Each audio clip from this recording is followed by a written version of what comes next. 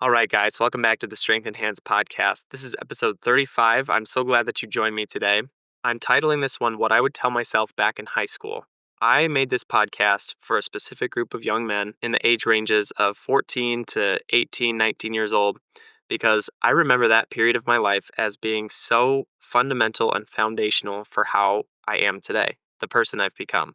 And I want to reach these people and give them my 5 best pieces of advice so that they can grow and mature faster than I did. I think that is my favorite part about teaching is just passing on the ideas that I now have so that you can be a better person than I was at a younger age. That excites me. So, one question I want you to consider, this is our question of the day, is what is one piece of advice that you would give your younger self?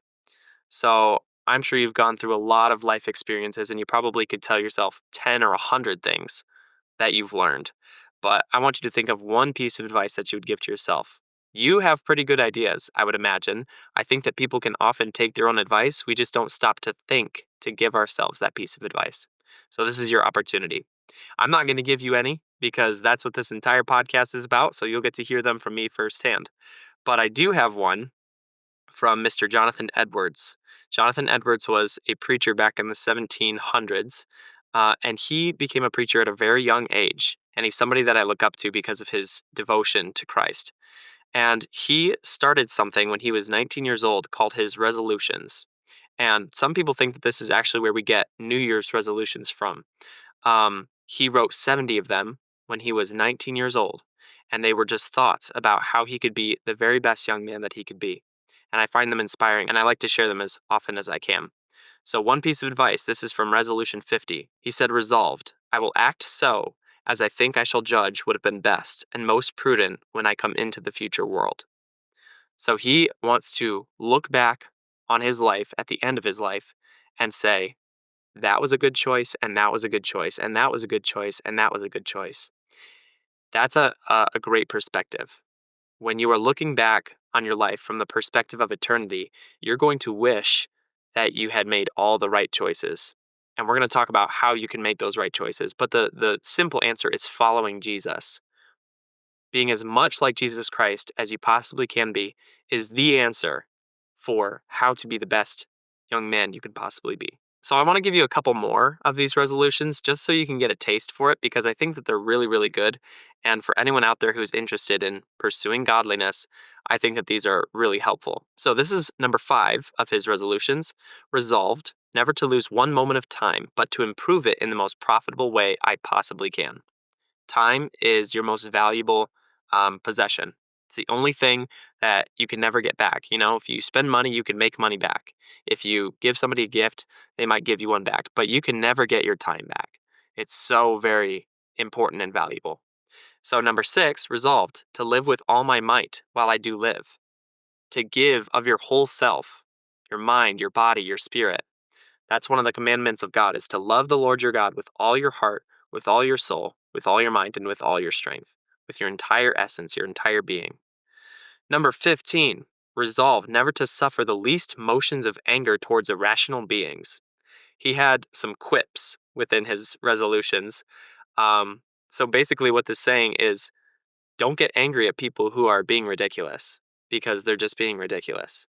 Number 32, resolved to be strictly and firmly faithful to my trust, that in Proverbs 20 verse 6, a faithful man who can find may not be partly fulfilled in me. So this verse in full says, many a man proclaims his own steadfast love, but a faithful man who can find. So he's saying that he doesn't want to be connected to that crowd. He wants to be separate. He wants to be a faithful man. He wants to be known as a faithful man.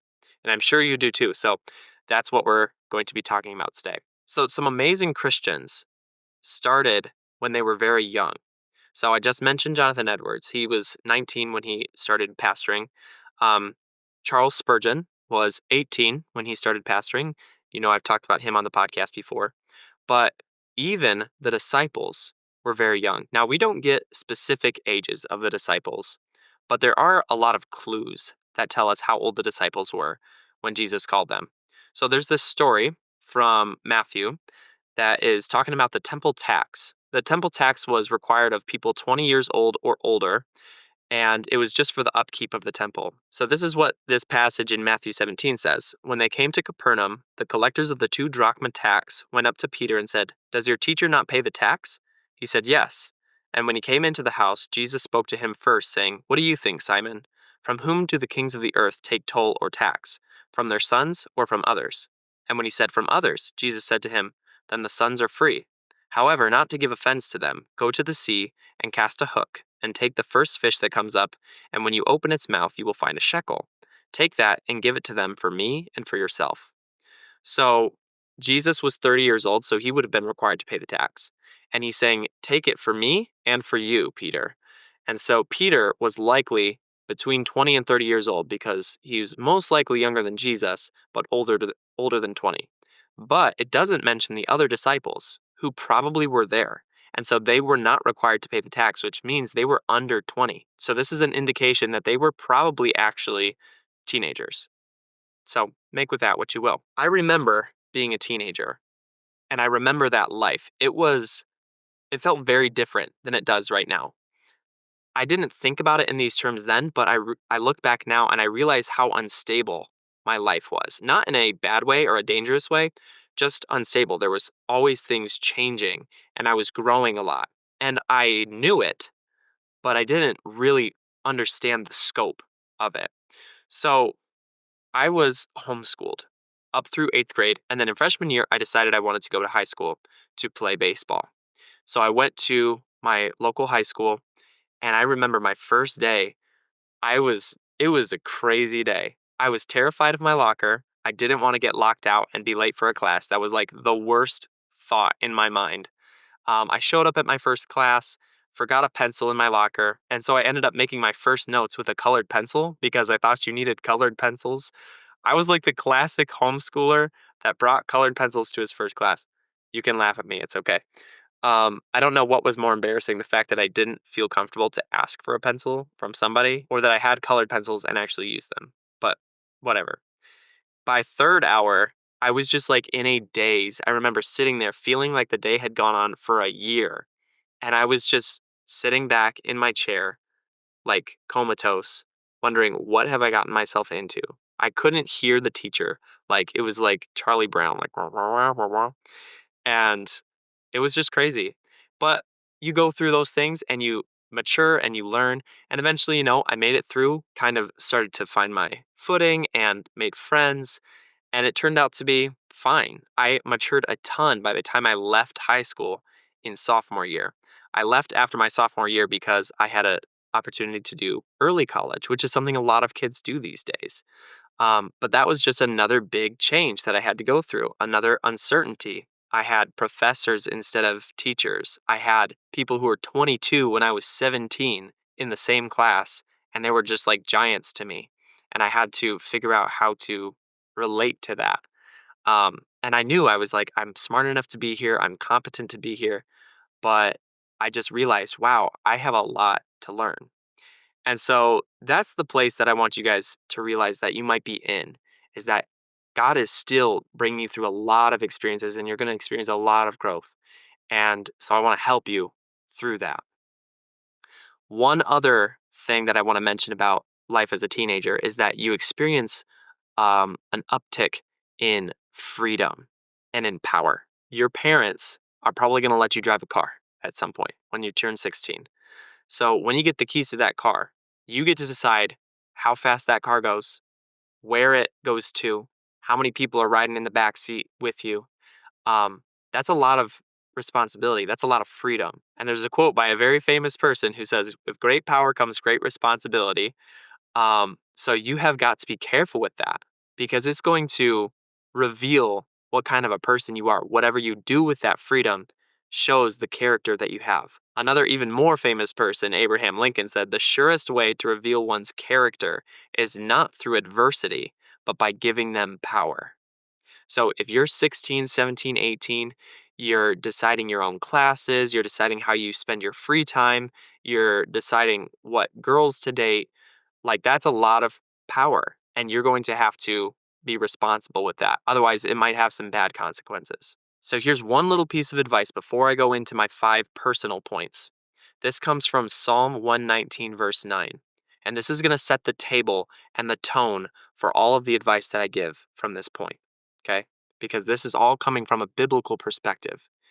That verse says, "How can a young man keep his way pure? By guarding it according to your word." Okay? Guarding it according to God's word. So let's remember that. The first piece of advice that I would give to myself back in high school is think about your career. Why is this important? So you have parents asking their young kids all the time, "What do you want to be when you grow up?" Parents realize that this is a very big choice that kids are going to have to make. A lot of times people define themselves by their career. I'm an accountant, or I'm a teacher, or I'm a builder, right? So you're going to have responsibilities in the future if you want to be a mature adult, if you want to get married, if you want to move out of your parents' house and have a house of your own, if you want to have kids, you're going to have a steady job, a stable career. So I was asked recently why me and my wife haven't had kids up to this point. This was at a Bible study that I host. And it was a great question because we've been married for almost 4 years and we don't have kids yet. And he was like, "But it's a direct command, right? Like, be fruitful and multiply. So, what is it that's led you to this place where you don't have kids yet?" And I thought about that and I was almost convicted by it because I was like, "You're exactly right." Because kids are a blessing from the Lord. They are a gift, and it is a command, be fruitful and multiply. Um, but I told him, like, basically, because of how my life has gone, because of how young I got married, and because I didn't have my career lined up, it didn't really make sense for us to have children before this time because I didn't have the financial stability. We weren't settled in a house in the first couple years of our marriage, and so it just didn't really make sense. Now, I'm not saying that God couldn't have given us children and we couldn't have trusted him through it and it wouldn't have been okay. That could happen, right? But it didn't really make sense for my situation. But I told him that if I had probably thought about my career before getting married a little bit more, I might have had a different outcome. I might have been able to have kids sooner. And so I want you guys to have that opportunity because I do believe that children are a blessing and I want children. And so I want you to be able to have those capacities in your life that I didn't experience because I just didn't place a lot of thought into my career. So now it's more on the forefront of my mind. I'm pursuing different career options, but I want you to get a head start on that. So something that is tough when you're young is that you don't like responsibility. Okay. Some people just wince at the thought of getting a job or getting a career, especially if you're 15, 16. You're enjoying that newfound freedom. In fact, at my work, I have kids who have this running joke all of a sudden where they'll run up to each other and hand each other a fake piece of paper and say, "Your life just got ruined. Here's a job application." And the other one goes, "No." Like 12-year-olds, 13-year-olds, they're already not excited about working. But I want you to be excited about working because it's going to set you up for the rest of your life. And it's really a rewarding thing. Remember that work was created um, before the fall of man. So you have to remember that the way that you spend your time now, the things you put your thoughts into, those are going to dictate where you go in your life. So if you're spending hours and hours just scrolling through social media and playing video games and watching TV, that is probably not going to set you up for a great future. I asked ChatGPT to do some research for me, and it told me that on average, between the ages of 13 and 18, kids are spending up to 7.5 hours a day on screens purely for entertainment. Now, that is insane. That is absolutely insane. So that's like Clash Royale and Fortnite and Steal a Brain Rot and whatever. But I want you guys to be different than that. Okay. I don't want you guys to spend all of your free time, all of your freedom on yourself. You have to consider the future. You have to consider the others you're going to have to provide for. So that's my first piece of advice.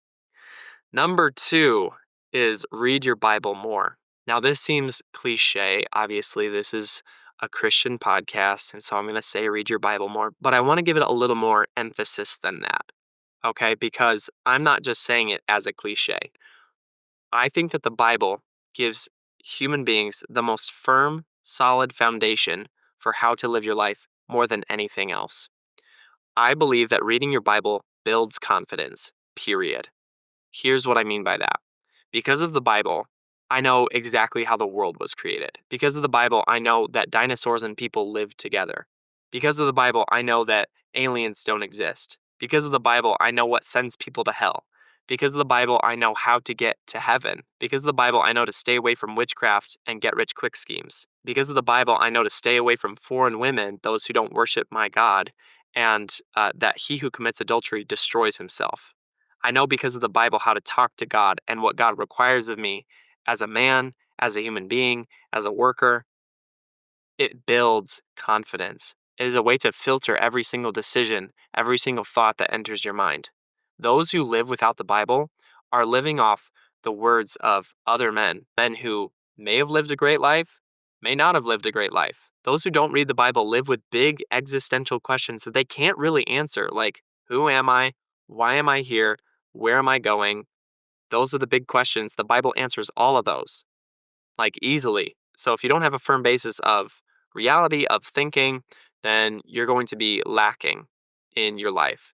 So there are some people who are intimidated by reading the Bible. I can understand that because it's full of a lot of language that we're not familiar with or we're not used to. Um, but guys, this is the information age. Okay. Like I said, I just used ChatGPT to look something up for me. You can do the same thing, right?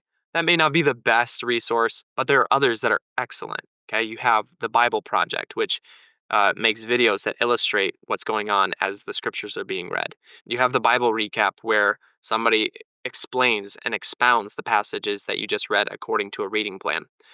You have Got Questions, where you can pretty much ask any question that you can think of about the Bible, and it'll give you an answer. And it's usually pretty accurate or believed to be accurate.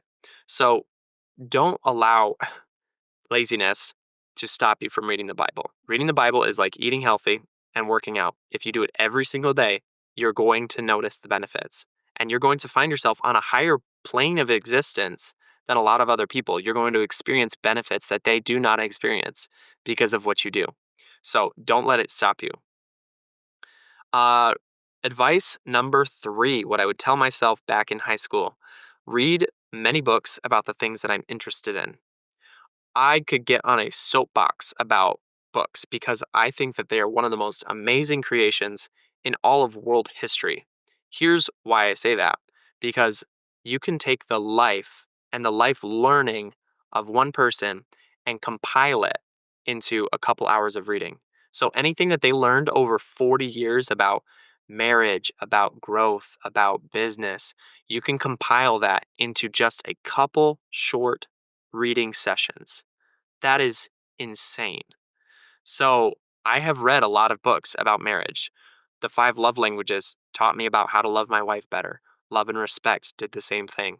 I've read a lot of books about personal development and personal growth by the Christian psychologist James Dobson, who founded Focus on the Family, one of the most popular Christian radio shows out there. I've read a lot about just spiritual development. I read Fox's Book of Martyrs, which is a list of all the martyrs from the time of Jesus up to, like, I don't know, 1500 or something like that. I read The Persecutor by Sergei Kurtikov, which is the personal account of a KGB member who became a Christian, and his life story and just how that inspired him and how it can inspire others. So the things that you are interested in, look into them, find books on them. It's going to enrich your life. It's going to broaden your scope of thinking, and it's going to help you help others in your walk with Christ and in theirs. So that is my 3rd piece of advice. 4th piece, this one is a little bit out of the box. This is one you might not think of, but I find that it's very valuable to me now. And so that's why I include it. This isn't just random. I would advise myself to help my parents with a cheerful attitude. So honoring your parents is one of the 10 commandments. And I can say now that because of my willingness to help my parents when they needed it, I can see all of the benefits that it has given to me. When you help someone, you are building the character that people are going to admire and covet the rest of your life. If your parents tell you to take out the trash every week, like mine did to me, you're going to develop discipline, you're going to develop timeliness and faithfulness, and just a good work ethic. If you do it with a cheerful attitude, people are going to give you more and more responsibility, which may sound like a burden, but when it comes time to get a job, those who have the highest pay grade have the most responsibility, do they not? So if you have the disposition of being a responsible person, someone that others can trust and rely on to get things done on time, you are going to find yourself in the upper echelons of whatever you go into, whether it's business, whether it's ministry, whatever. You're going to have those opportunities given to you because you have shown you have the character to handle it.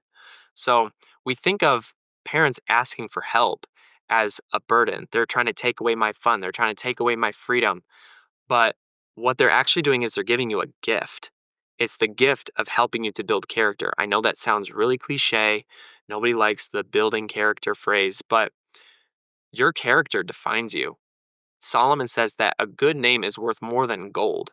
So don't just sweep that under the rug. It's going to get you into amazing places. A good character is worth more than gold. Then, last but not least, last piece of advice for myself if I were in high school, I would tell myself to be myself. Now, I want to give a little bit of caveat to this because this is a dangerous phrase. And here's what I mean. If you have somebody who doesn't live based on biblical principles, let's say someone who is questioning their sexual identity and they're a boy and they think that they're a girl, and somebody says, well, just be yourself. They might decide, hey, then I'm going to be a girl because that's who I feel like I am, and it's going to throw their life into chaos.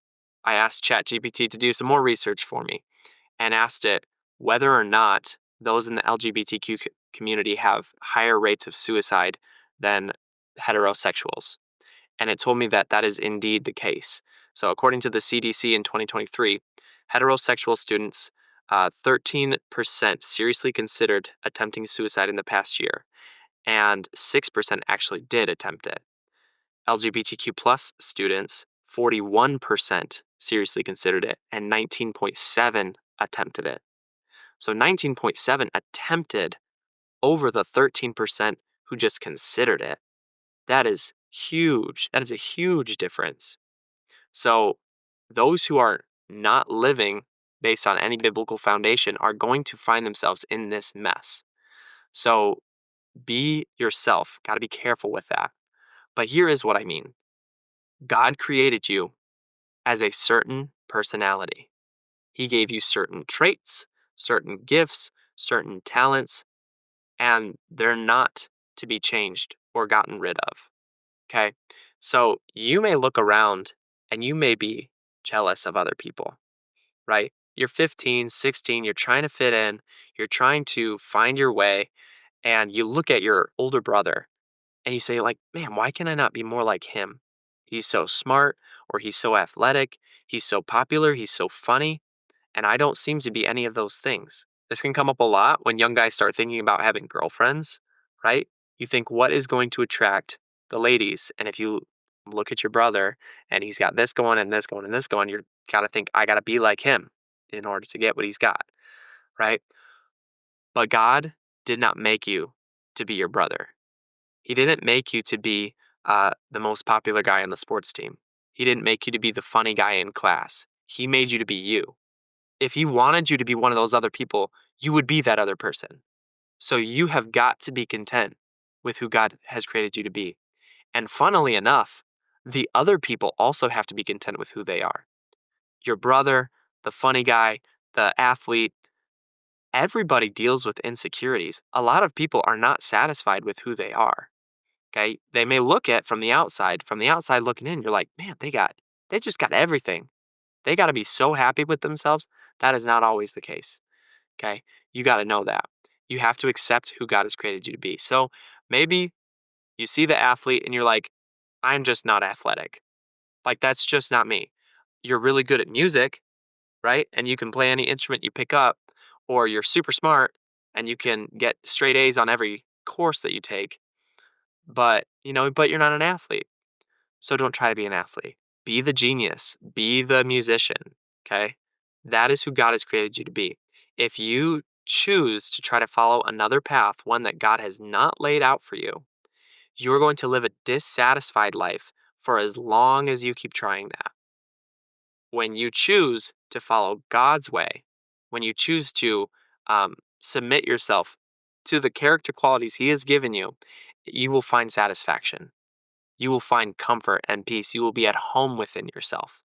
And that's what I would tell to any LGBTQ members as well. Don't try to be somebody else. Be who God created you to be. So that is what I would have needed to hear. I was not a secure individual when I was 16 years old. I had a lot of doubts about myself that I could ever attract a girl that I would love, but that didn't happen. I attracted the most beautiful woman in the world, and I love her. She is perfect for me. I had a lot of doubts that I could be somebody in this life, but I've been able to experience a lot of joy in serving others in my work, at my church. I had a lot of doubts about myself, but God has helped me through it, and I know that He can help you through it too. So, hopefully, this has been an encouragement to you. This is the Strengthened Hands podcast. I am coming around and I'm going to try to strengthen your hands so that you can do the work that God has called you to do and be the man that God has called you to be. So I thank you for tuning in today. If you like this podcast, go ahead, share it with anyone you think it would help. Like it, give us a comment, tell us what you want to hear about next, give us a rating. That helps. You can check out our Etsy shop if you want to purchase some Strength Enhanced merchandise. And I look forward to seeing you again on the next podcast. Guys, be strengthened. I'll see you next time. Bye now.